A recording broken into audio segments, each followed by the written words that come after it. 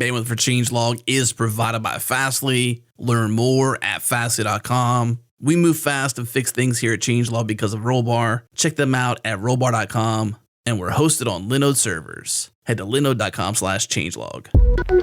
This episode is brought to you by Gauge. Gauge is a free and open source test automation tool by ThoughtWorks with a goal of taking the pain out of test automation for acceptance tests. To help with this, Gauge supports specifications in Markdown, which are easy to read and easy to write. Reusable specifications to simplify your code, which makes refactoring easier, and less code means less time maintaining your code. And finally, integrations. Use Gauge with your favorite tools and IDEs in the ecosystem of your choice, like Selenium and Sahi Pro, CI and CD tools like GoCD, Jenkins, Travis, and IDE support for Visual Studio, VS Code, IntelliJ, and more. The team behind Gauge believes in using web technology to test web applications. Head to gauge.org/JSParty to learn more and give it a try. Once again, gauge.org/JSParty.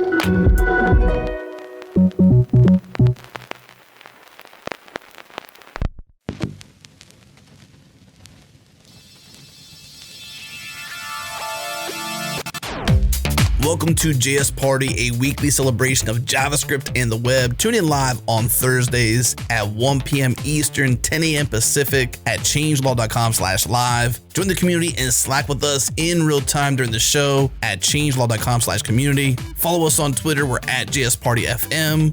And now on to the show. All right, welcome back, party people. We are excited today, as we're always excited here on JS Party for these shows. Today we got a little bit of a special show for you. We're taking Feross, your beloved JS Party panelist, and we're turning him into a bit of a guest. So this is me, Jared, and Feross is here, and we're going to have a little bit of a conversation about a very cool project that Feross has put together and put into the world, and that is called BitMidi. So a bit of a fireside chat, although a strange one, as it's morning time for both of us. I was going to say, get your cognac, have a nice drink, sit down by the fire. Let's talk about BitMidi.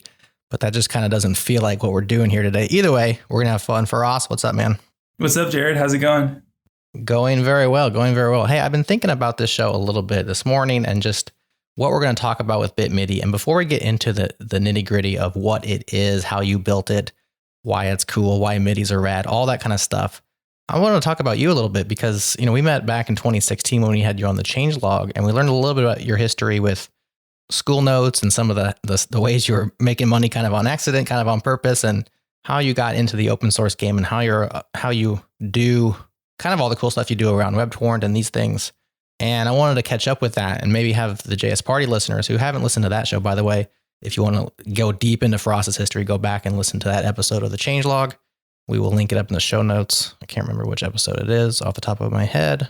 It is. Oh, and I didn't write it down. So check the show notes for that. But let's find out what you're up to lately. So you put out these cool projects, and I know you got a Patreon thing going. Give people a little bit of your recent backstory and what's up with your life.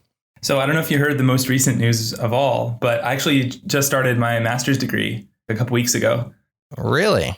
Yeah, well, it's kind of random. Congratulations, I guess. Are you studying like CS or what's the degree in? Yeah. So I started a master's degree in CS back in 2013. I did it like immediately after my undergrad and put it on hold to go and like try to start a company. And that was in 2013. And we did that for a little while, and we were acquired by Yahoo and worked there for a year. And then while I was at Yahoo, I started the WebTorrent project. So WebTorrent sort of came out of that. It came out of the startup experience that I had. A lot of the sort of ideas around using WebRTC to do peer-to-peer connections, and the insight that could be used for bringing something like BitTorrent to the web all happened because of the startup. And so then after I left Yahoo and around at the beginning of 2015, I basically just worked on open source constantly and went and traveled around and talked to conferences and shared what I was doing and met a lot of cool people and found a lot of people to collaborate with on WebTorrent. Did you have income at that time? Were you just living off savings? Were you scraping the bottom of the barrel? How were you making money during that time? So that's a bit of both. So a bit of savings, just like being really frugal while I was working at Yahoo, so I could build up a bit of a savings. But then on top of that, I also had, like we talked about in that changelog episode, I had a site called Study Notes, which was providing some ad revenue basically from some Google AdSense ads that are on that website. Those two things sort of gave me the flexibility and the freedom to basically work on open source for no money for several years. And yeah, it's been really cool to be able to do that. It's definitely not having to worry about the financials on the day-to-day like a lot of other people who want to do open source do. Has been really nice. Very cool. Yeah, I found that episode 227 and I misspoke. I called it School Notes. That's what I get for going off of a 3-year memory.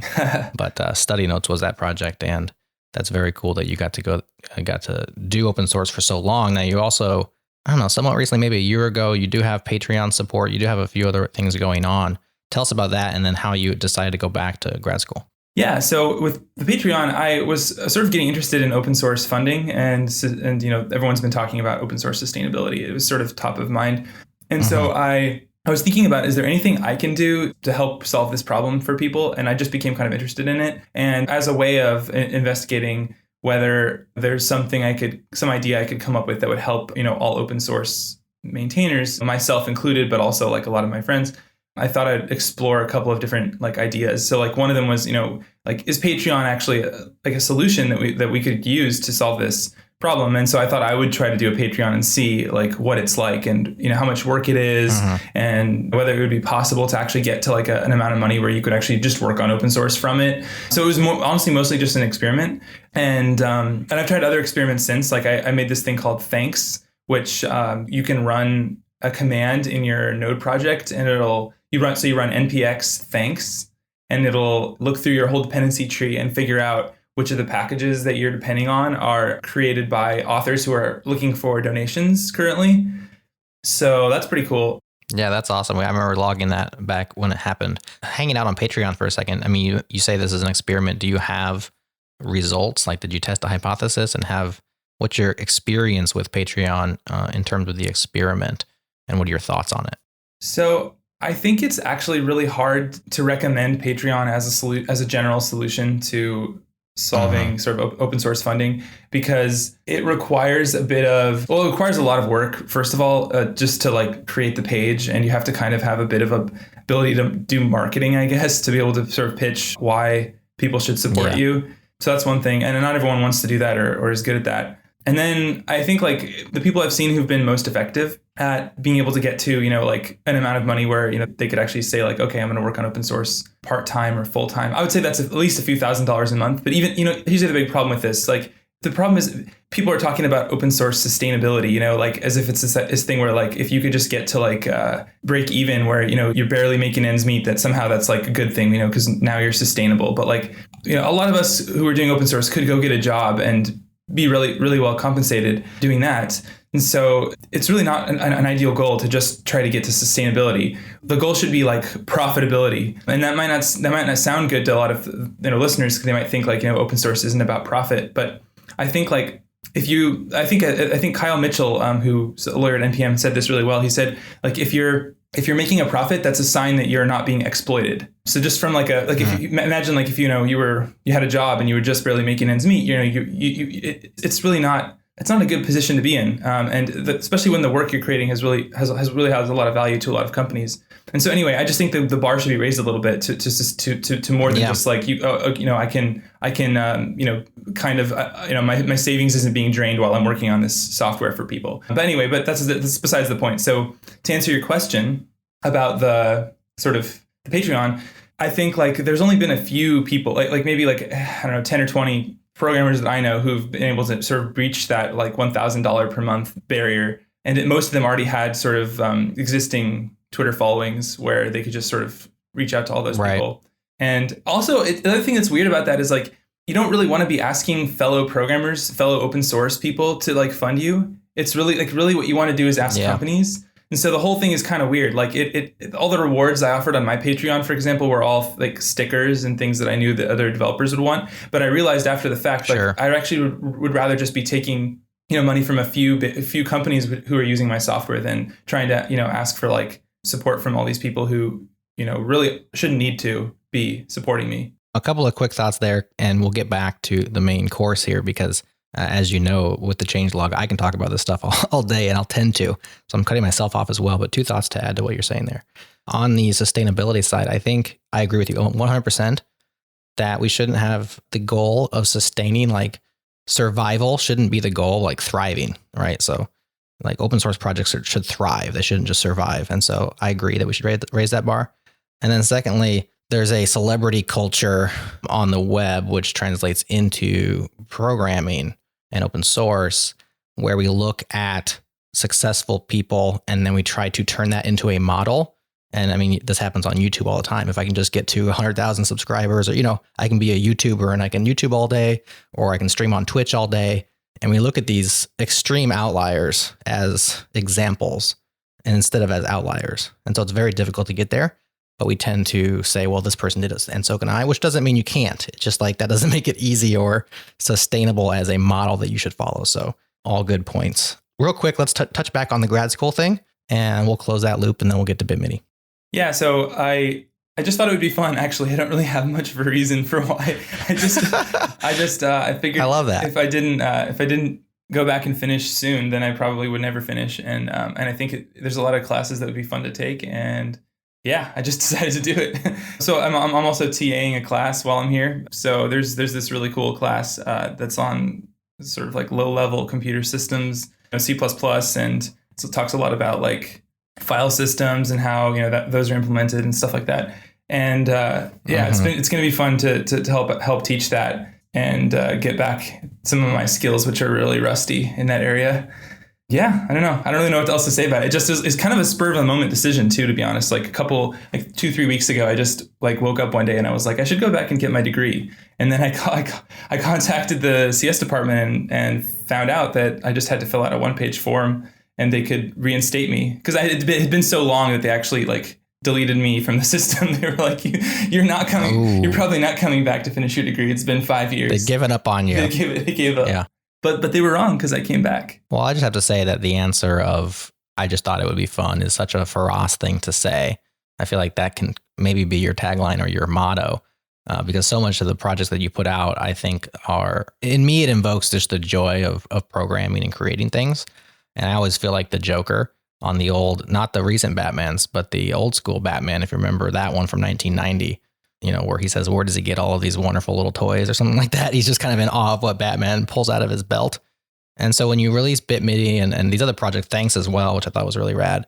Every time you make an announcement, I'm like, what's Feross up to this time? And it almost always just seems like either to lift up other people in terms of thanks and sustainability, or this is just to bring joy to the world, or even just to yourself. And so BitMidi, which you announced back in August, I think you launched it back in August, is a web app that is for listening to free MIDI songs. And that's the gist of it right there. And it's just kind of like, okay, this is cool. And I'm glad it exists, but I'm curious why it exists. And so what was your inspiration, and what was your decision to put what appears to be a lot of time and effort and polish into this project? Tell us about that. Yeah, so I wanted to listen to some MIDI files because I just realized that I hadn't heard a MIDI file in a while. And they used to be pretty common on the web in the early days. I used to find websites that just auto-played music in the background, and they were always MIDI files. They were always that sort of charming, old school sound that MIDI files have. And then I just didn't hear them on websites for a long time. Obviously, it went out of style to autoplay music automatically when you autoplay, especially. Yeah. Yes. Beyond that, you'd think even when you go to old sites, you'd still hear that. But I noticed that I hadn't seen that in a while, and so then I looked into it, and the HTML tag that is used to autoplay MIDI files or any other kind of sound file in the background is not around anymore. And in fact, it never even was in any other browser besides Internet Explorer, which shows how long ago this was, because I think it was even removed from there, I think. But the point is that you can't just add it's called BG sound. You can't just add a BG sound tag to a page anymore and get it to play MIDI. But I figured, okay, maybe you could just use an audio tag to do it. Yeah, this is something that we've run into with the audio tag, because there are some legitimate uses of autoplay with the audio element. For instance, if you're listening live right now, you had to go to changelog.com/live, and then you probably had to click the play button, because we can no longer autoplay from the audio element. There's actually some heuristics in the browsers, like if you've done it a bunch of times or whatever, they'll allow it to happen. But browser vendors, almost all of them now, specifically I know Chrome and Safari, have made that autoplay, which isn't a feature inside of the audio element API, not work. And to much to the rejoicing of end users, right? Like this is something that we're glad went away because there's so much abuse of it, but there's also cool and legitimate uses. I think, by the way, this is why Twitter will autoplay video without the audio going as you scroll the stream, and you have to click for sound. And so, yeah, lots of limitations on the audio element, which I think have continued to get locked down as time has progressed. So I've run into that as well with our stuff. Yeah, it's really too bad because when that happened, they actually broke a lot of audio demo type sites. Yeah. There were a lot that just assumed they could play audio right away, and they didn't provide a mechanism for like clicking to start the demo. So they're just broken a lot at the time. So does BG Sound just not even work anymore? Yeah. Like it doesn't exist. Yeah, it doesn't. I don't think it even ever existed outside of Internet Explorer. So like it's not in Chrome or Firefox or any of the other browsers. Okay. But you'd think you could do audio. You could do an audio tag that points to a MIDI file. But if you tried that, you'd be wrong. It wouldn't work because they don't even have MIDI file support anymore either. It's not just the BG Sound tag. It's actually the whole MIDI format is not part of the web. So I don't know the exact history of why that was decided, but I guess one reason is that operating systems used to include MIDI playback as like a feature of the operating system, like a MIDI synthesizer. I think like that was built into Mac at one point, and you can even still find the like MIDI settings thing. If you go to like utilities folder, there's like a MIDI setup app. So I don't really know the whole history here, but MIDI is like not used as much for audio playback, and I think OSs are like removing their built-in stuff, so it makes it harder for a browser to play back those files. And so I could see why they wouldn't want to ship like a whole MIDI, playback infrastructure, basically, if that's not going to be used that often by websites, and including that in a browser is kind of big. And that's kind of because of how MIDI works, which we could talk about if you want. Yeah, let's dive into that in the second segment. But I just did search MIDI in Spotlight, and there's an audio MIDI setup.app, which I didn't install. So I'm assuming that's just in the utilities folder there. In case you want to use MIDIs, you can like get it going in your OS, at least in Mac OS. But yeah, not there by default. I want to dive deeper into MIDI and how you accomplish this. I know there's WebAssembly involved. There's lots of stuff that's interesting. But before we get to that, I want to talk a little bit about the releasing of BitMidi and your strategies there. Because one thing that I think you're very good at is getting eyes on the things that you create. And I think BitMidi is no exception to that. Tell us about releasing a thing, because this is something that as JavaScript devs, as open source people, whether it's a little library or a huge endeavor that's a framework or a web app you want people to check out, a lot of us struggle to get eyes on our things. And you've had somewhat success at that. And so I'm curious if you're intentional about a release, what your plans are. I know you have a big launch announcement. You go into the details of BitMidi. I saw it on Hacker News. I think you put it on Product Hunt. Tell the people about releasing and what you go through and kind of how the different things work. Yeah. So I think one big hiccup or like one big problem that a lot of people face when they release stuff is they don't want to be seen as like marketing themselves too hard or being like spammer or being, being kind of, I guess, self-promotional. Yeah. The thing is though, so it didn't used to be as intentional about this, but now when I see that, I try to sort of immediately push back on it when I see people, who say things like, marketing is like self-promotion is bad or any of this kind of stuff. I think it is obviously a fine line, but I think what people don't realize is that like a Twitter stream is full of noise, just as one example. And so if you just like tweet out the thing that you did once, then a lot of people are going to miss it. So like being comfortable with, I guess, pushing, I think most developers are just way too far onto the side of like not wanting to be self-promotional. And I'm not suggesting that people go way to the other side and become like totally annoying. But I think a lot of developers, like it's probably pretty good just blanket advice, like promote what you've built more than you are currently doing it. And I think like 99% of developers would be pushing them in the right direction as far as like where they are in that scale. Yeah, I mean, I definitely post, when I've worked on something for several months, I want to make sure people see it. So I post it to Hacker News. I post it to Product Hunt at midnight, which is the right time to post it there to get the upvotes I'll collect across the day. So I go there at like a minute after midnight and post it. And then I usually like prepare like 5 or so tweets, maybe 10 tweets. I don't know, but I just prepare a bunch of things and I tweet them out like regularly for the like next like 3-4 days after I release something, just to make sure that like people have definitely seen it And, maybe somebody will see a tweet twice from me about the same thing. But I mean, so what, right? That's like totally normal. If someone's interested in something, they're going to be tweeting about it a lot. Like if you don't like it, you can unfollow them. So yeah, I don't know. People think like, oh my God, everyone's going to see all these tweets I'm writing and they're going to think that I'm annoying. It's like, no, just relax. Just like promote yourself more than you currently are, especially if you put a lot of work into something. You want people to see it. It's extremely motivational to get a response from people. It's really demoralizing if you just, you work on something for several months and then you post it to Hacker News and then it gets no traction.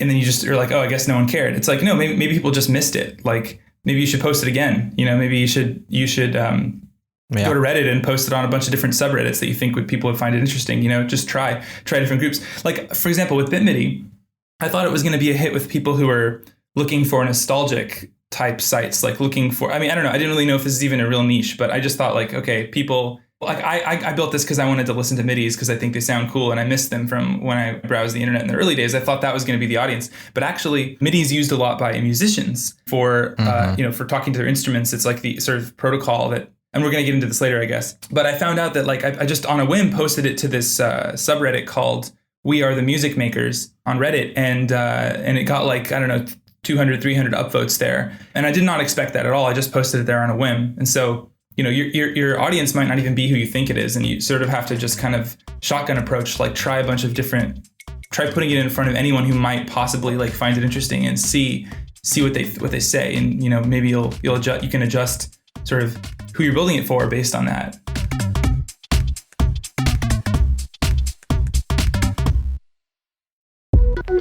This episode is sponsored by our friends at Rollbar. How important is it for you to catch errors before your users do? What if you could resolve those errors in minutes and then deploy with confidence? That's exactly what Rollbar enables for software teams. One of the most frustrating things we all deal with is errors. Most teams either A, rely on their users to report errors, or B, use log files and lists of errors to debug problems. That's such a waste of time. Instantly know what's broken and why with Rollbar. Reduce time wasted debugging and automatically capture errors alongside rich diagnostic data to help you defeat impactful errors. You can integrate Rollbar into your existing workflow. It integrates with your source code repository and deployment system to give you deep insights into exactly what changes caused each error. Give Rollbar a try today at no cost to you. No credit card is required. Our listeners get access to the Bootstrap plan with 100,000 events for free for 90 days. To get started, head to rollbar.com/changelog.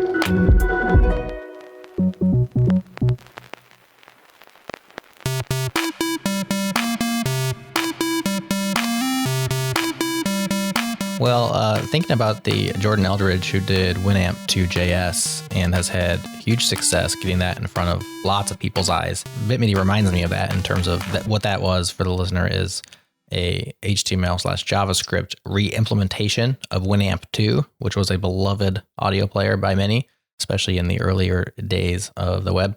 And it worked. It's like flawless. Like it looks exactly the way. And he got that on a lot of mainstream coverage. You're maybe not TechCrunch, but like that style, like it's still technology coverage, but it Mashable, like these sites that aren't. It's not Hacker News. It's not Changelog News. It's a place out beyond that. I think BitMidi may play there a little bit in terms of it has a bit of a mainstream, like nostalgic thing to it. It's not just for developers, even though it's interesting to us for lots of reasons. Did you have any efforts towards mainstream coverage, or is that something that you think about? Yeah, I usually wouldn't think about that. But for this site, I thought I would actually try to contact some news sites. And I actually haven't had any luck getting anybody to write about it so far. So, but I did email I did email all the people at the, I don't know, maybe like 10 or 15 of the tech publications that I thought would find it interesting. And I did the whole typical advice you hear, try to find someone who wrote about what you, something related to what you're going to pitch them. So I found people who either written about like MIDI files or retro, kind of old nostalgic like web culture type things. And I emailed them all and basically got no responses. So can't let that kind of thing like get you down. Like, I don't know, I'm definitely going to still try that same strategy again for the next site I build. And maybe I'll even go back and try emailing them all again at some point, just see if maybe they were all busy that week. Because I think it was the week that Apple announced the iPhones and stuff. So I don't know. It could have been, like I said, like it could have been just, bad timing or unlucky or something. I'm not going to get down about it. Sure. just to kind of plus one what you said about developers promoting their own projects and themselves, is that I'm in the same place where like I feel icky about, I don't want to self-promote myself too much, or, these feelings, or feel markety or spammy, because those are such repelling things to me personally that I don't want to be that repellent. But let me just say to the developers out there who feel the same way that I do you know who doesn't feel that way? Is PR people and startups. And so you know who's contacting us all the time? Is these people. And so it's kind of the squeaky wheel gets the oil. I would much rather cover the indie developer who's got this cool project that has 5 stars, right? As opposed to this startup that has a lot of traction and these other things. But I don't hear from them as much. I hear from the other people. And so just to echo what you're saying there for us is do not feel shy, especially with changelog, because we very much fight for the little guy, so to speak, is to submit your things, get the word out there. And sometimes if it doesn't stick, try again. Don't try 7 times, because we also get those emails. I'm just replying because you haven't replied. It's like, yeah, because this is the 7th time. I'll usually give them the all caps unsubscribe reply on that one. But yeah, don't be shy, because other people are not being shy, and there's a lot of noise, and you have to make a little bit of noise to get heard every once in a while. Totally. Yeah, totally agree. And I think most developers just naturally fall on one side of that equilibrium, just because they, I don't know, like a personality thing, I think, I don't know, or like a culture thing where people don't want to do it. But yeah, I think everyone could afford to be a little bit more promotional, and it would still be okay. It would still be tasteful. Just, increase it slightly, and a lot of people would do well. So we started to unpack MIDIs and what they are a little bit. At least you alluded to it. I'm completely ignorant about this. I just figured, I don't know, they're like a binary file format or something that's similar to an MP3 or, some sort of encoding. But it sounds like they're kind of weird. I don't know. What'd you learn about MIDIs, and then how did you get them to play on the web when they don't exist anymore in terms of a BG sound element that will, parse and execute them? So MIDI, first of all, is mostly used by musicians to connect their devices together to control them. So they can connect like synthesizers, samplers, or computers together, and then the devices talk to each other using MIDI messages. So the MIDI files that you see online and that you find on BitMidi are kind of like almost like an afterthought compared to the primary use of MIDI, which is getting all these devices to talk the same language. So you can think of a MIDI file basically as like a collection of these messages and just stored in a certain file format, and then they can be played back later. So say I connected like a keyboard, like a piano keyboard to my laptop, and I pressed a bunch of keys. That's going to generate a bunch of messages saying like this key is pressed, this other note's pressed, and here's how long it was pressed, and here's how hard it was pressed. And so each of those key presses generates some of these events, and say like there's an event I think to start a note. There's an event to stop a note, and each of those have like a time code. And so anyway, it's just a protocol that sort of encodes like, what buttons are pressed and when things are started and stopped and what notes they are and so on and so forth. And there's no sound in those messages, right? There's no actual sound data. It's just saying like this key was pressed. And so it's up to the thing that's receiving that message to make it make a sound if they want it to, right? And it could make any sound at once as long as it's like makes sense. Yeah, that's right. You could do anything with it. In fact, people sometimes use these MIDI messages to do things like control lights for like a light show or timing different stage events. I was going to say, it sounds very programmatic and useful. Like it sounds like you could very easily program. And I'm sure there are tools and software that is all about programming these things. Mm-hmm. Yeah, there are actually libraries in JavaScript that let you create like these MIDI messages. Actually, so by the way, it's probably worth mentioning there is this thing called the WebMidi API, which is a part of Chrome, and I think it's going to come to other browsers later. That's actually a way to connect a MIDI device to your computer and then to be able to send messages to it from a web page. So I could connect like and to get messages from it. So two-way.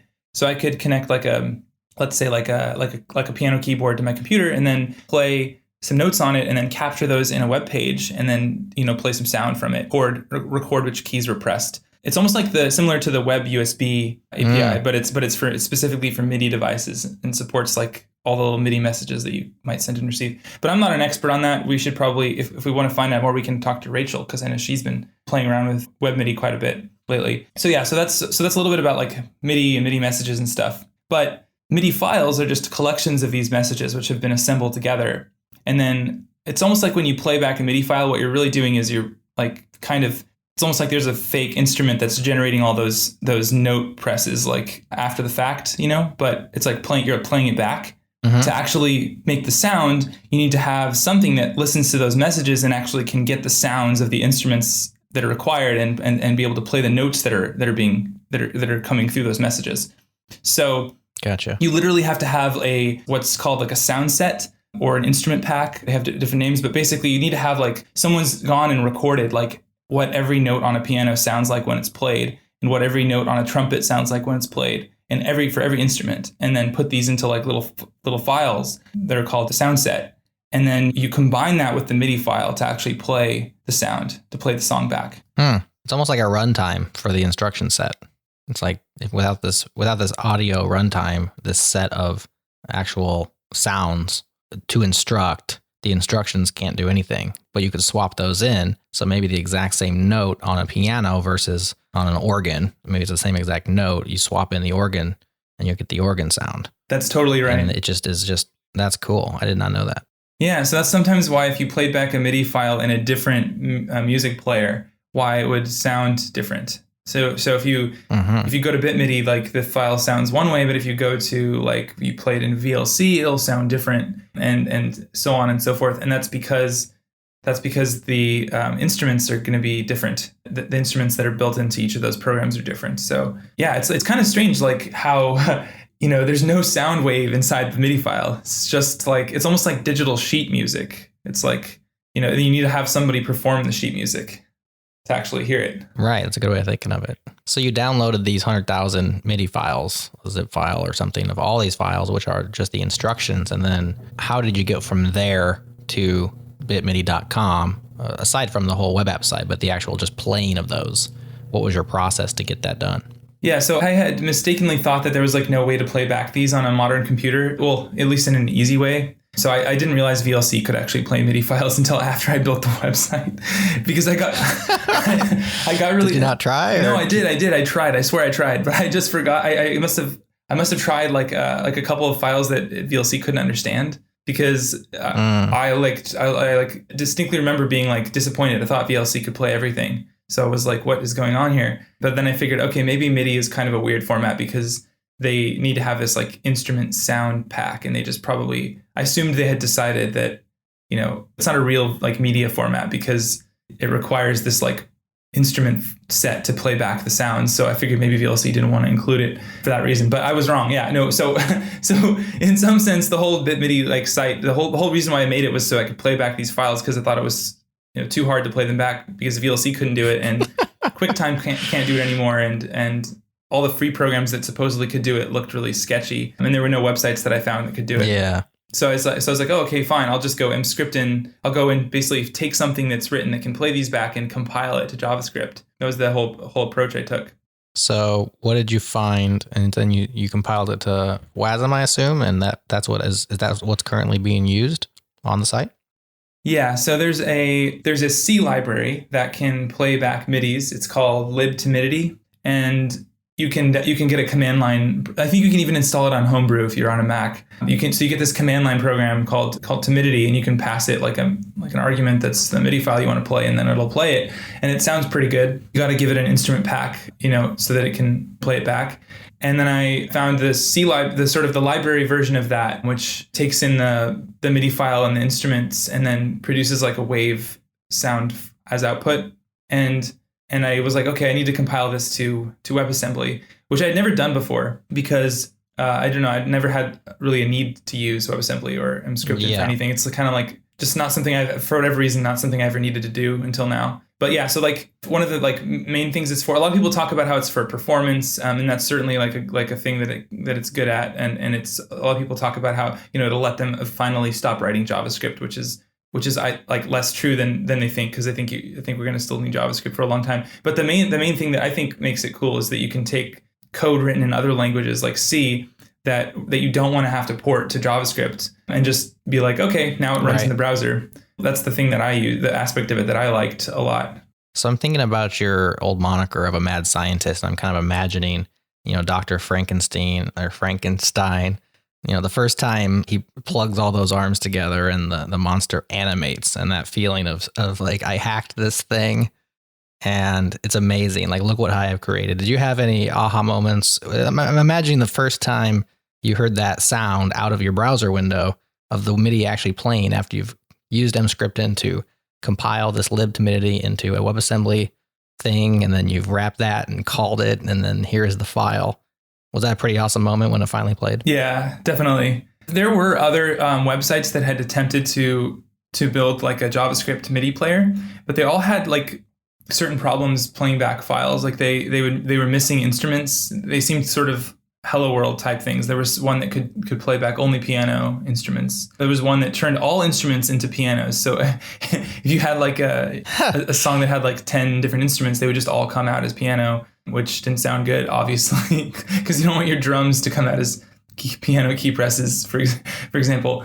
I don't know. There were a bunch of things that were out there, so I kind of had seen like, okay, I can kind of play a MIDI, but all the different libraries had like limitations that made it sound not as good as I thought it could sound or should sound. And then I also wanted the file size to be small too, which is another thing I was thinking about, because I wanted the website to be fast. I didn't want a lot of the sort of previous experiments that I found littered around GitHub just ended up producing these like 1 megabyte JavaScript bundle sizes for whatever reason. They were huge and really slow to load. So I would say the moment was, I guess, reduced a little bit by the fact that I had sort of seen some similar things working. But once I had it all hooked up and it was all my code, well, not all. I mean, I still use lib2MIDI, but my own, my own like contraption. Once that worked, your own creation, yeah, that was really, really cool. And I just sat there for like hours and just played a bunch of different MIDIs, and was very satisfied with the whole thing. And I want to say too that I did learn a lot from some of the previous attempts that I'd found on GitHub, the sort of unfinished code that people had put up there, because like I said, I hadn't used Mscripten before. So being able to look at other people's attempts at compiling like a MIDI player or any kind of player like that to WebAssembly was really useful. Yeah, and I definitely was inspired by some of the stuff I found on GitHub there to be able to figure out how to do that all. Yeah, it's actually not that hard as you'd think to do it. Like, I'm not that good at C or C++. I mean, I can read it and I can write it if I have to. But yeah, it's not at all like I've never really written like a serious program in it. But I was still able to go in and make a couple of changes here and there and then get it to work. It's quite cool. Have you actually done anything like that, Jared, with Mscripten or WebAssembly? I haven't used WebAssembly for anything personally where I've had that moment or cobbled something together. I've definitely had some experiments with C in ways that I'm very much in your same camp, where like I can read it. I wrote it back in college, like very simple things, but like complex C programs are intimidating, but I can read and slightly modify them. I remember back in the day, I took like a gzip type of a tool, which was written in C. It took me like 3 days to figure out how it all worked, but I was able to multi-thread it basically by changing like 7 lines of code in the C program. So open source for the win there. And I remember that moment of like, holy cow, this thing actually runs in, I think it was across 8 processors at the time. It just cut the process down from 8 by 8. That was amazing. And I barely changed any code. And so I imagine it's a similar type of feeling, but we've talked about WebAssembly. I've interviewed lots of people about it. And I definitely see all these different use cases, but never personally ran into one where, like you before, BitMidi, it just hasn't crossed my radar as something that I've needed. Yeah. Curious about the final step there. So you have the WebAssembly executable or that section that you can call into, and you have MIDI running in that, which produces the sound. How do you actually hook that into, is it the web audio API? That you bridge that gap? What's the final glue that gets it to play? Yeah, it's the web audio API, so that you can take like a buffer of wake wave sound data and then just play it using the web audio API. So the part before that though is kind of interesting. So you have these when you're doing the build, the Mscripten build of the library, you specify which functions in the C program you want to be exposed to JavaScript. You select like, I want the function where I call like read some more bytes from the MIDI file. I can't remember what that function was called, but it's like read something. And then I want, you just pick a handful of the functions that you're going to need to call. And then Mscripten produces this little like JavaScript, I guess it's kind of like a loader file that will actually load in the WASM. So the WASM file is this assembly, this binary file that you can't open in a text editor and read. But then there's a JavaScript file that goes next to it that actually will, when you include that in your website, it will do a fetch of the WebAssembly in the background. And then all the functions that you wanted to be exposed will be exposed once the WebAssembly is fetched. So it'll tell you when it's ready, when it's loaded everything in, and those are C functions too, remember. So like the method, like the function signatures are kind of weird. Like if you call a function in C and it returns you a string, that's going to be a char star, which is a pointer to a character like buffer. Right. And so that's the other funny part is pointers in JavaScript. Pointers. Yeah. Pointers. Exactly. But they come out as numbers, basically. They're just memory addresses as numbers in JavaScript. You can take that pointer and pass it into another function that needs a pointer. You can even call malloc to get like memory, and it gives you back the address as a number, as a pointer, but it's a number in JavaScript. And then if you need to do something like, turn a char star into a string, then what you call a special function that Emscripten gives you that says, it's called like pointer stringify. You pass it the number that represents the memory address where that character string is, and then it'll go and read all the characters until it finds the terminating null, and then it'll give that to you as a JavaScript string. So wow. Yeah, so you can sort of translate between the two levels. Now, obviously, like you don't want to expose, you don't really want your users of your library to have to like deal with like C. You want to wrap that. You wrap that up, exactly. So now, like if you use the npm package that I published, it's called timidity, then it'll like wrap all that up into a nice JavaScript API. You don't even know that that's going on behind the scenes, which is pretty cool.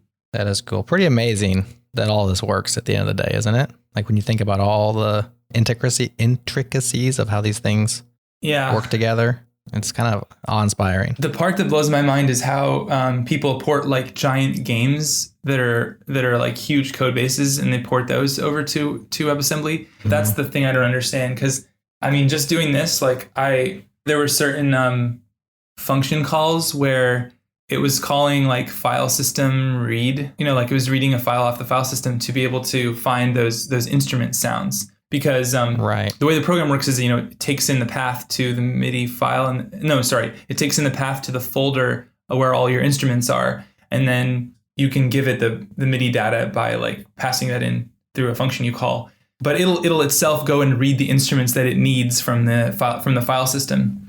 But like, how do you get that to work in the browser? Because there's no file system. Exactly. And also, you don't want to like load all the instruments beforehand and put them into like even if you could put them into like a virtual folder, like you don't want to load all those in. Because they're too big? Yeah, I mean, they're like 100 megabytes. They're too big, yeah. Oh, wow. Yeah, so what you do is, so Emscripten provides a way to basically put things into a fake file system. And then when, so you pick the path, and then you pick the data that you want to be at that path. And then when the program tries to read, like list out the files in that directory and read files, it'll just magically make that file system code work. But to be able to do the sort of like the correct thing, which is to not have to download all the instruments beforehand, there's a little bit of trickery involved. So you don't want to download all the instruments and put them all into this fake file system. So what you do instead is you can sort of sit there, like wait until the libtimidity library tries to read an instrument. And then when it actually does the read call, then you go out and make a fetch request to the server to get the file and then write it into the file system. Can you just get a single instrument at a time? Yeah, because they're in different files. Yeah, so you can get just the instruments. Oh, that's great. I was wondering because like eventually, if it's a 100 meg deal, and eventually you're gonna have to download that whole thing, but not if you're not using all the instruments. So that's great. You can split them out like that. Yeah, and if you go to BitMidi and you open up the network, the inspector, and you look at the network requests, you can see that it's fetching, like you can see exactly which instruments are in the song that you just played, but by seeing which instrument files are fetched. It's pretty cool.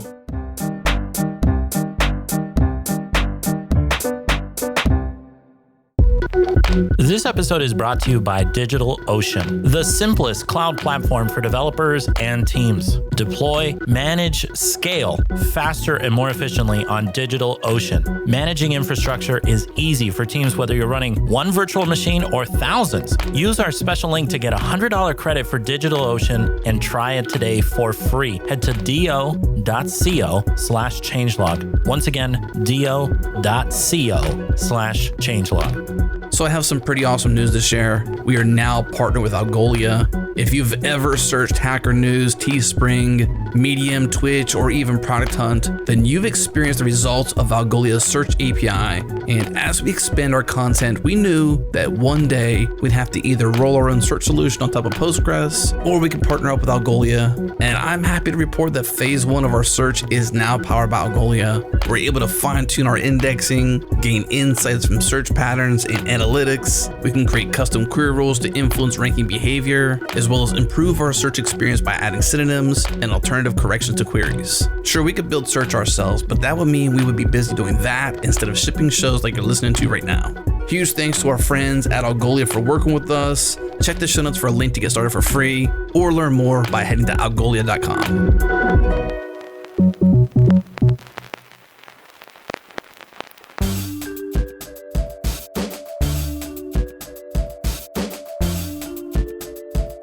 So I have to give you props on this one thing, because you got past that big technical barrier of playing a MIDI inside of a browser. And that's where a lot of us would just stop and have that satisfaction, that moment when you played, sound files for an hour or so. And a lot of us just kind of, I scratched my own itch and I'm done now.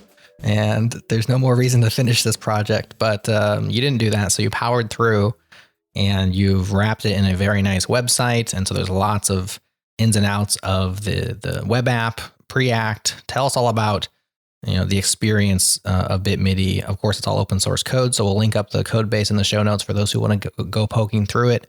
I did see, I think it was the Preact author was giving you props as like this is a high quality example of a Preact application. So tell us about the web app that surrounds the WebAssembly. Yeah, so I'm kind of a weird front end developer, I think, because when I do front ends, why? Well, I'm not really satisfied with any of the stuff that's out there. I feel like we're like, as an industry, we're doing something kind of wrong, and I don't really know what it is, but it just doesn't feel right. Something's not right, and I don't really know how to fix it myself. But I feel like everything is too complicated. Everything is confusing. Everything breaks all the time. Everything is slow, and I know that we're all solving hard problems.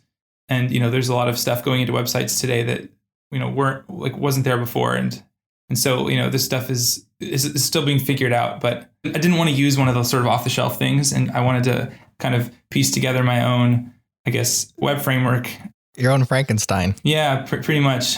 and sort of solve all the problems myself and see if maybe there's some lessons there that I could learn to turn into something useful for other people. Or so you built a web framework inside here? Is that what you're saying? I haven't pulled anything out into a framework, but yeah, there's like a lib folder with some useful stuff in there, and and maybe that'll turn into something one day. But my main thing was I just wanted to see if I just kept everything really minimalist, like how fast of a site could I build, and how much of the stuff that's out there I could just sort of not use, cut out, Well, I mean, so there's the stuff that's out there about, a lot of the web evangelists at Google are talking about how a lot of the frameworks that are out there sort of set you up for failure before you've even started by being so heavyweight that, on a mobile device, on an average mobile device, especially the average Android that's out there that people in the world have, you're going to end up having such a large amount of JavaScript that has to be downloaded just for the framework itself to get going that there's not much room left for your app to do stuff. And so you've already sort of lost the performance battle before you've even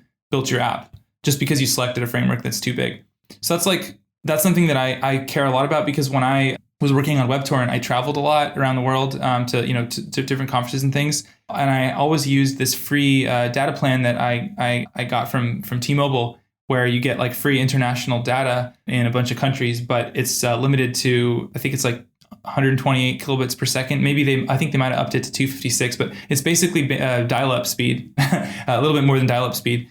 And so I quickly realized which websites I used were actually built a minimalist way and which ones were built in a maximalist way. Let's include everything. And so like, I came to appreciate like the sites that, that really tried hard to keep their JavaScript, amount low and build their UI in a way that feels responsive even when the network is slow or the network is missing. And so, yeah, I just think like a lot of sites could do better. And I know that like a lot of like people are working on this, and this is sort of like a lot of hard problems to solve. I'm not trying to, rain on anyone's parade, but I just thought that if I could piece together my own approach using just the code that I know I need, and like where I know every line in the app is like needs to be there, and I understand not that I understand every line of code in the app, but I know every module that's included. Like I know the entire dependency tree, and I know exactly why everything is included. That I could build like a really minimalist, quick, fast, responsive app. And it's not perfect. Like I didn't succeed. I think I haven't succeeded to the degree I wanted to. There's still a lot of things I need to improve about BitMidi, but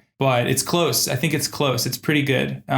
There's some stuff that's hard to do that I haven't done yet, like stuff with sort of, making sure the UI always shows the loading indicator when you do certain things. And I sort of want to do some animations between pages, some page transitions that look cool. I haven't figured out how to do that in a way that doesn't make you want to pull your hair out. And like I can do some server-side like database caching stuff that that'll make things faster. But on the whole, I think like the site is a pretty lightweight, pretty performant website, even on old devices. Like I bought an old Android phone that is supposed to represent the average, like the median Android device in the world, and it's really slow. It's just a really bad phone, but it works pretty well. BitMidi works pretty well on it. Like it no problems. So I think I succeeded, I guess, in that sense that it actually works on an old phone, whereas a lot more modern, like or popular, I guess more popular web apps like just don't work or just are too painfully slow to use. Yeah. What I would love to do, and we probably can't do it here just with audio. In fact, maybe it would be fun to do a follow-up Twitch stream or some sort of video where we could walk through the code and even have the site loading and kind of pick your brain in terms of like what's happening when, how you put it together, why you made this decision, kind of from the fresh eyes, from the experienced eyes, because it's difficult to explain just with you and I sitting here talking, exactly how it's all wired together and the way that the application executes. But that might be something fun to do perhaps as a follow-up. That being said, maybe give us an idea of the dependencies you did pull in and the reasons why you pulled them in. Some of the bigger ones, like I mentioned, Preact, you got some Express stuff going on. Give us an idea of some of the trade-offs, at least, that you can do via audio without, losing us as we follow along the best you can. I know that's a tough ask. Yeah, I mean, there's a bunch of things I could talk about.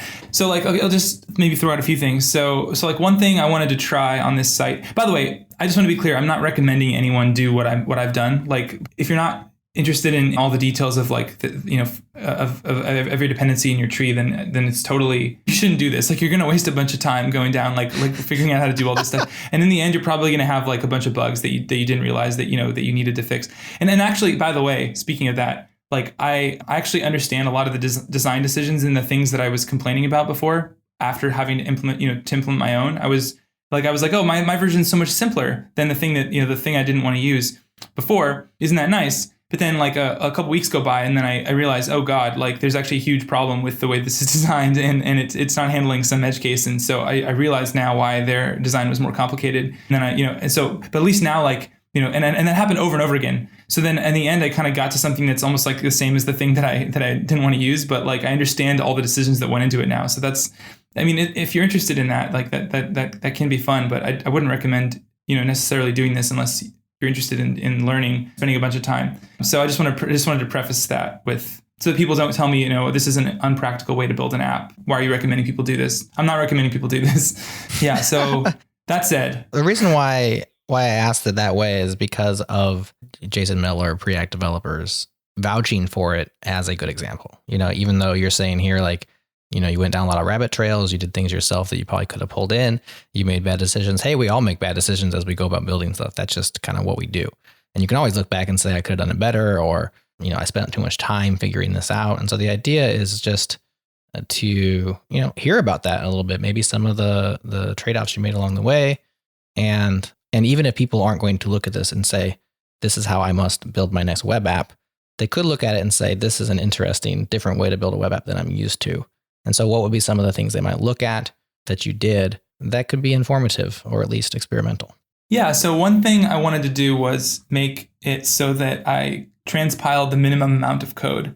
So I didn't want to just pull in like a big Babel preset or even preset env. I wanted to be extremely like intentional about every single plugin and transform that I included.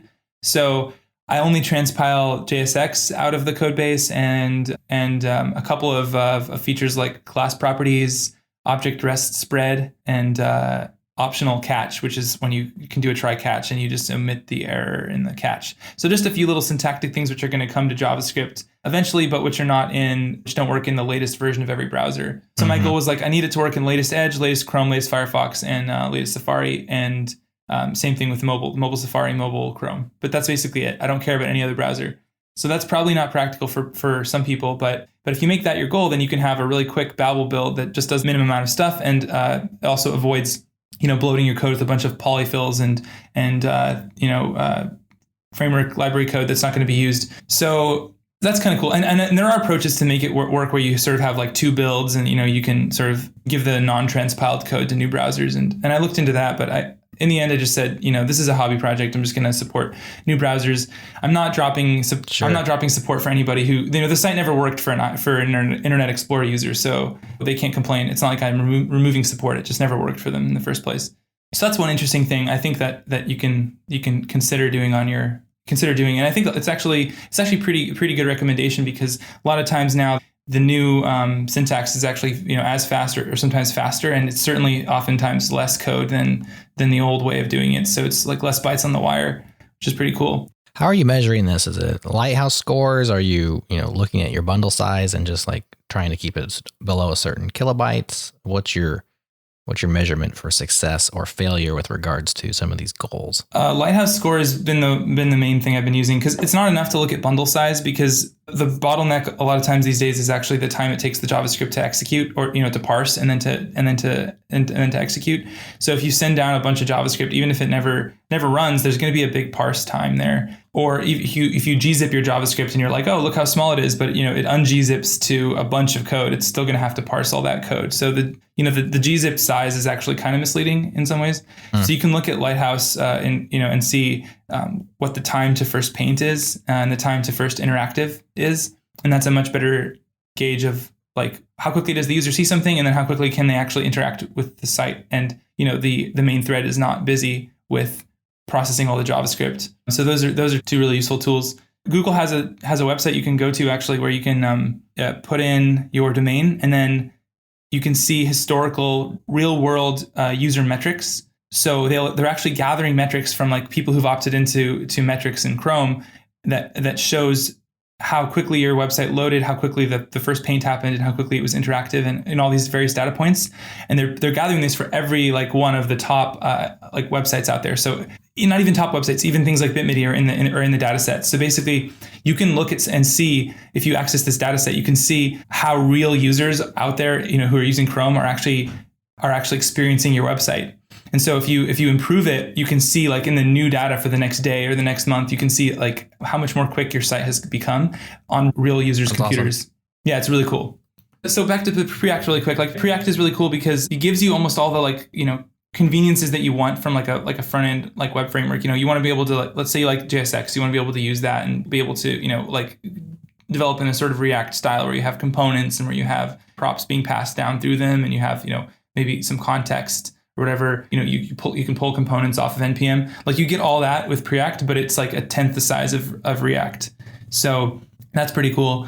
That's like a no-brainer decision to me, because a lot of the stuff in React is for like re-implementing the way that the events work in the browser. And the thing is, the browser has a consistent events model now. Like all the browsers do it the same way. So we don't need to re-implement that. And that's a bunch of code that's just doing nothing I guess it's useful in the sense that if you're not using the DOM, like the way React does it, you can actually, you have things like React Native, which can use React because they have their own events system. Whereas Preact, there's no such thing as Preact Native. Like if you do Preact, then, you're really assuming the DOM is going to be there. So there's that's a downside for sure. But I'm only planning for this to be a website, so it's not a downside. Are you opting out of any other ecosystem things with Preact? Like anything in the I know you're keeping your dependencies as small as possible anyhow, but for other people making maybe bigger apps or bigger decisions, if you're using Preact, are there React libraries, projects, widgets, what have you, components that you're opting out of because Preact doesn't have certain things? So there's a thing that a lot of people use called like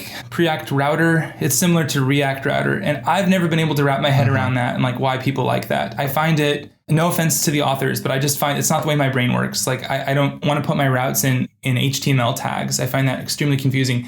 And maybe this has changed. Like I haven't looked at these libraries recently, so if this has changed, I apologize in advance. But I want my location to be in my store with all of my app state, because I see that the location is just another bit of state. You know, like the location that shows up in the URL bar is just another bit of state that my app is in control of and that I can set to anything that I want. So I want my location to be part of the store, and I want to use Redux style, dispatches to be able to change that location to be different. And then I want the response to that to be to change the URL that's up there in the address bar, and then to re-render the app with the new page that's being displayed. And all that can be done if you just put your location in your store. And then then what I do is I put my routes into another file called like routes.js or routes.json, and then that's literally just a mapping from URL to component, a page component that's going to render that page, and then it just matches on that using Express style matching, URL matching.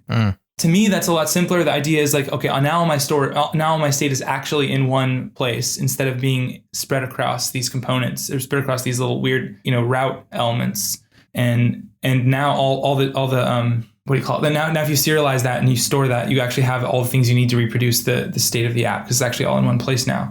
I don't know. I might be missing something, but like like I said, it's never been able to work for me. So I've opted out of that, router stuff. Also, another thing is Redux. So Redux is pretty cool, but I found the sort of ceremony around using it to be a little bit too much. So I kind of made my own Redux, but it's actually not that hard since Redux isn't doing that much for you. It's just, you can basically make a big switch statement with a bunch of cases, which are event names. And then you can sort of, as long as you have that structure, you're getting a lot of the benefits of architecting your app that way without having to sort of do everything exactly the way they want. But if I were to do this again, I might actually just use Redux, because I do think it does mostly the right things, and most of the decisions they make sense to me now. Gotcha. Quick follow up to the Google tool. So the chat room is asking about this historical data Google tool. Is there a pointer to that? Like, is that just inside GA, or is there a specific tool? You can get a link that we can put in the show notes for that tool. Yeah, I can get the link. I think it's Chrome UX report, maybe. So search for Chrome UX report, and it's a little bit of a process to set this up initially for your site. But there's a little tutorial that they have up there that what it'll do is basically creates like a little PowerPoint type thing that shows you the historical data. It's unnecessarily complicated the way you set it up, but the data is really good. And you can also use this thing called Google Page Speed Insights. And if you use that, then you can that one's a lot easier to use. You just type in a URL and then it'll tell you the real world page load times for that site, but it's only the current stats. So like as of yesterday, what are the numbers for that site? But you can't get the historical data if you just use that tool. But it's pretty good to get an idea of like where your site falls on the user experience spectrum, I guess. Very cool. Okay, last thing before we call it a day is the future. Now, I want that continuous playback, so I'm going to resubmit my feature request.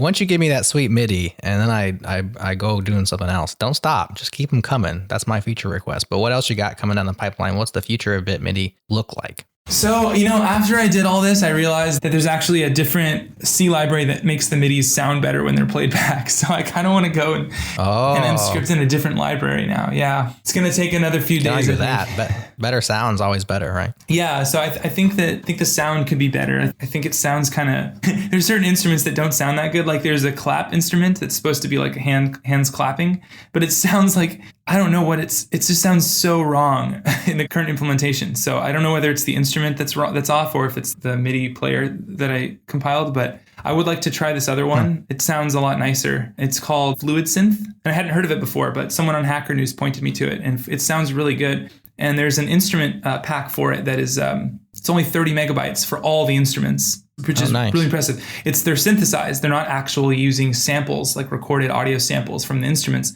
they're synthesized. So I assume it's like mostly code that's generating. Maybe there's some samples in there, but it's they're able to compress the size down, I think, by like sort of filling in most of the information with code that generates the sound. So yeah, that seems pretty promising. So I wanted to try that to make it sound a lot better. And I agree with you, continuous play would be great. I just haven't done it yet. That's why I brought John today, was to get my feature request in. That's our secret here with changelog shows, is that they're all just Trojan horses for feature requests. So I just trapped you. No, just kidding.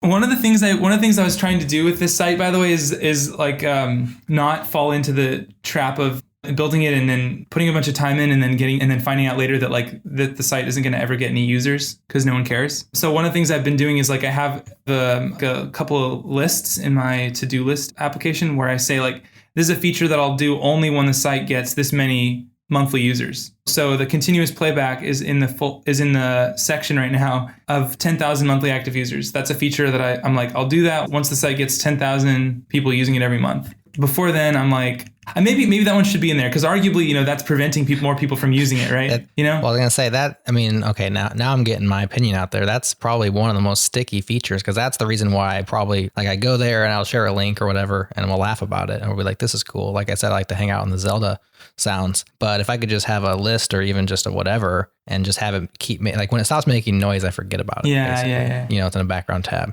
Now that's just one person. So don't take the feedback of a single user and extrapolate too far, but it's potentially a sticky feature. That's all. But I like the fact that you're giving yourself thresholds, especially with a fun project like this. Like don't put too much continuous effort into something that is cool and fun and interesting, but is ultimately not going to have like, continued use because you want to build features for people, not for fun. Yeah, totally. I mean, I think this does have potential to be continuously used. I mean, I put a little bit of effort into search engine optimizing the page a little bit, so that like it can actually show up in Google. And so, maybe this will actually get more popular over time, even without me doing any active promotion of it. That'd be pretty cool. But yeah, there's some advanced features that I like don't want to add until like I know that there's going to be a lot of people who benefit. Maybe continuous play should already be in there. Like I'd rather err on the side of like doing less than more, just because I don't want to like, I could do a bunch of stuff with like, keyboard shortcuts or user contributed tags or like a view of the MIDIs that show sheet music or like a visualizer or an upvoting system. And all this stuff is cool. And I'd love to do it at some point. But like right now, I was looking at the traffic. I have the latest traffic numbers here. It has around like 6,000 monthly active users right now. So. Oh, you're almost there. Almost there for the continuous play, yeah. But I mean, yeah, you just got to promote it a bit more, Jared. Just pushing real hard. Yeah, just changelog's going to feature BitMidi for the next 3 months until there's 10,000 people. Yeah, no, but I mean, do you think this approach? I think this approach is kind of cool because I noticed like as an engineer, like I did this at the startup I did. Like we basically built this thing which we thought people would want for like 8 months, and then at the end we were like, is anyone going to pay for this? And then like at the end, we had this cool technology, but it was like we did it in the wrong order. We should have made sure that it was the thing people wanted and would pay for first. So we could have built a lot less before in order to find that out. In fact, we could have built nothing. We could have just talked to them and found out first. But because we were engineers, I wanted to get into the code and be like, is this possible? And so yeah, I don't know. It's another kind of common engineer. We were talking earlier about the engineers or software people not the culture. Promoting themselves enough culturally. Yeah. I think there's another thing where like, it's like a common failing of engineers is like wanting to solve all problems with code. And so, yeah, I've been trying to do mix in contacting like the press to get them to write about it and waiting for the traffic to get high enough and doing what I can to get that up before I go and invest more time into adding stuff to it. So yeah, I don't know. I think it's a good way to make sure you don't go down a rabbit hole and spend like a month building a feature for a site that might not grow. But I think this is looking pretty good. It's looking pretty good. I mean, I do want to keep working on it more. The counterpoint to those kind of decisions is if you are personally a prime user, right? If it's your own enjoyment and it is a hobby or it is a side project and you still want it to be used by many people, but if it's a feature that you personally want to use, like that's the other excuse to build it, right? As opposed to this will serve lots of people. It's like, well, this will directly serve me and I will have a happier life because of it. Then go ahead and build that feature. That's true. You know? And continuous play would actually do that for me because I'm personally also annoyed when I want to go and play like all the Pokemon MIDIs or all the what's the other one? I've been playing Full Metal. You know the anime Full Metal Alchemist. I do. Yeah. I didn't watch it, but I know of it. Yeah. So anyway, they have a bunch of MIDIs in there, and I wanted to play them all. And I have the same problem as you. All I want to do is load up all of Rick Astley's music. Yeah, I know you got 5 versions of Never Gonna Give You Up or Never Gonna Let You Down in there. I just want to get Rick rolled continuously by myself. Can we just get that done? Well, Feross, this is awesome. BitMidi is cool. Hey, we're up against a hard stop for you, so I want to be no worries. Respectful of your time. Totally. Any final words on BitMidi before we call it a show? Yeah, I think people should build more random weird things, make the internet weird, and keep it weird, and just build stuff that you want to see exist, and share it. And don't be afraid to share it. Share it, and if you want to message me your stuff, I'll share it out too on my Twitter. Yeah, if you build cool stuff, it should definitely be seen by people. Don't be afraid to blast it out so that people see your stuff. Very cool. Build cool stuff. Keep it weird. Let Feross know. He'll help you share it. Thanks so much, Feross. This was an awesome conversation, and we'll see y'all next time. All right. See you, Jared. All right. Thank you for tuning in to JS Party this week. Tune in live on Thursdays at 1 p.m. U.S. Eastern at changelog.com/live. Join the community and Slack with us in real time during the shows. Head to changelog.com/community. And do us a favor, share this show with a friend, rate us an Apple Podcast, go into Overcast and favorite it. And thank you to Fastly, our bandwidth partner. Head to fastly.com to learn more. And we move fast to fix things around here at Changelog because of Rollbar. Check them out at rollbar.com. We're hosted on Linode Cloud servers. Head to linode.com/changelog. Check them out and support this show. Our music is produced by Breakmaster Cylinder. And you can find more shows just like this at changelog.com. Thanks for tuning in. We'll see you next week.